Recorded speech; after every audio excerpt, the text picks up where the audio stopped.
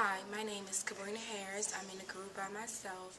I'm doing my podcast on a book called Project-Based Learning, also known as PBO by Tom Markham. The book has four parts. The first is the intro, which is PBO, A Bridge to the Future. Part one is called Get Ready for PBO. Part two is Design the Project. And part three is Manage the Process. And yes, you guys think I'm at the beach, but I'm not. But I prefer to be instead of doing this, but gotta do my schoolwork.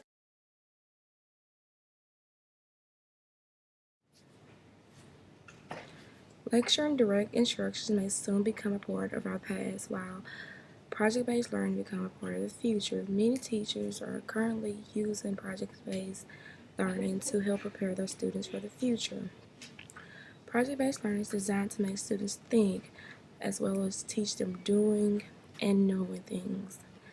Project-based learning works by allowing students to get knowledge and apply what they have learned to get results that really matter. Good project-based learning gives students a challenge and also engage them. Project-based learning offers teachers a chance to teach, observe, and measure the growth of real-world skills. Project-based learning is defined as an extended learning process that uses inquiry and change to stimulate the growth and mastery of skills.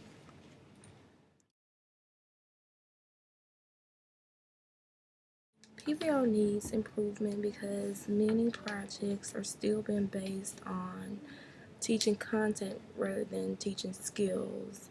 Teachers need to learn how to do both. They need to learn how to teach the content as well as allow students to acquire skills. Teachers must do both this in their classroom. They also must put their students in teams to make them productive and teach them how to learn on their own.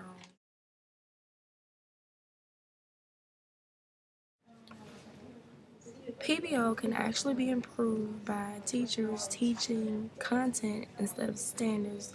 Well, they should teach standards, but not just focus on it. They should focus on content. Teachers should also design their projects to allow the students to demonstrate deeper understanding. They should design more on the students so they can, show that they understand. Teachers should also start out their projects with questions. They should also collaborate and communicate with their students. By doing this, they create a learning community which could benefit the teacher as well as the students in the future. The 7 design principles of PBL is number 1, identify the challenge. Number 2 is craft the driven question. Number 3 is start with results.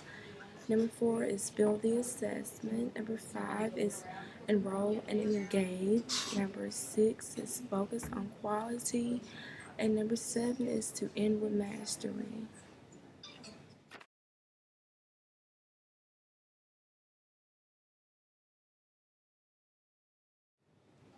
There are 6 tasks that teachers must do in order to get ready for PBL. The first task is to build on trust and care. Students tend to perform better when they feel like they're being cared for and attended to by the teacher. Students also perform well when they feel respected by an adult. Number 2 is redefine rigor. Rigor should be a measure of personal performance and not so much as how much the students learn. Number 3 is create the right conditions.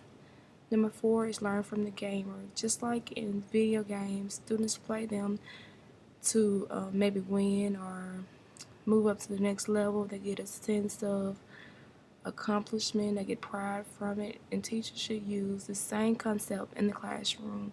They should create projects that give students a sense of accomplishment and a challenge, just like in a video game. Number 5 is design projects that matter. Maybe the projects could be based on neighborhood challenges or problems or global problems, just something that matters. Number 6 is to expect more. Believe that your students want to work harder. If you believe that, students will work harder. Other ways teachers should get ready for PBL is by learning to teach innovation. Give the students the right to be wrong so they can learn from their mistakes. Don't really come down hard on them when they make a mistake. Just maybe say things like, you might want to rethink that or try again. Also, remember to try to applaud students for being wrong and possibly let other groups or other students help them be right. Um, Teachers should also maybe try to pick standards that matter for PBL. When you're planning the project, first identify the project's content and purposes, and then try to find out which standards fit it.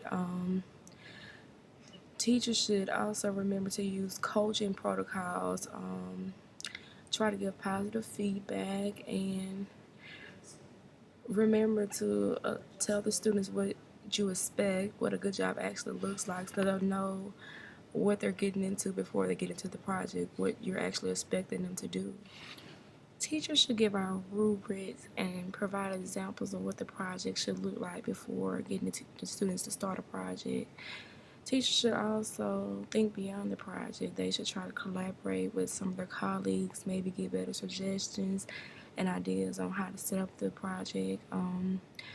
Teachers should also share their ideas with other teachers. They should also, before the school year begins, maybe discuss what's going on in the upcoming year, get ideas, from other teachers on how to create projects and what projects should actually be about before even assigning the students to projects. Teachers should also try to involve technology in all of their projects, maybe like have students incorporate videos, presentations, use podcasts, slideshows, maybe show them how to do collaborative work through maybe like Google Docs. Before asking them to do a project, they should teach them how to do collaborative work. Teamwork can actually be good and useful because students get to discuss and compare their work with others and also learn how to collaborate well with others.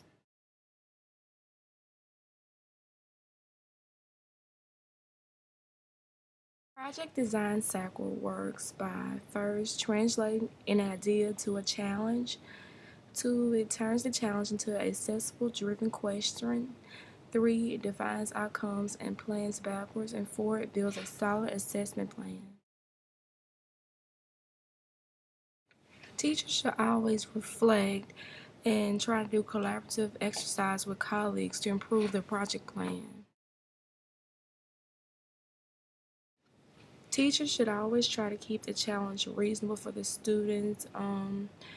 Too much challenge can create a bad situation, can cause students to be unfocused and have bad results. Too narrow of a challenge can do the opposite. So teachers should try to keep it real reasonable.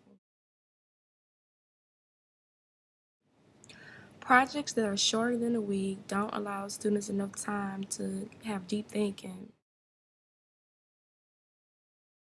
Interdisciplinary projects are projects that involve two or more subjects that have one driven question, and they try to combine subjects that naturally fit, such as like math and science. It's a good idea for teachers to maybe get with other teachers that may be teaching that subject and create a project with them. Managing the process sets the hook. Introduce the topic and challenge to draw students into the problem-solving process.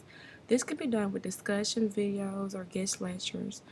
Find out what students already know, and then find out what they need to know to complete the project. Discuss the goal of the project and allow students to discuss the goal of the project in small group and let others listen to them. Focus on quality. What should be done at the beginning of the project? Set expectations and lay out foundations for teamwork. The last step of managing the process is by end with a reflection. Allow students to reflect on how they think the project went, and if it's necessary, teach some portions that you think the students may have missed with the project. Yay! I'm finally finished with that long podcast. I'm all set to go to the beach. Well, too bad, it's raining.